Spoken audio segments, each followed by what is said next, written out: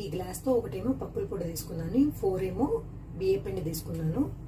వీటికి వచ్చేసి ఇంత బటర్ వేస్తున్నాను. ఇది నార్మల్ రూమ్ టెంపరేచర్లో ఉన్న బటర్. ఇంత బటర్ వేస్తున్నాను.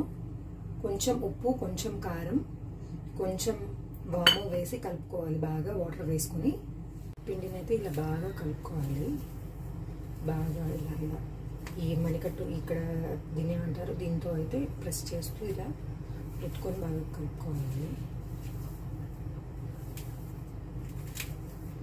కలుపుకొని నా దగ్గర అయితే గన్ మోడల్ది ఉంది. ఆ గన్ మోడల్ దానిలో ఈ పిండి అంతటిని బాగా పెట్టేయాలి. బాగా నూనె కాగనిచ్చిన తర్వాతనే వేయాలి. కాగనిచ్చిన తర్వాత మీడియం ఫ్లేమ్ టు హై ఫ్లేమ్లో కాల్చుకోవాలి.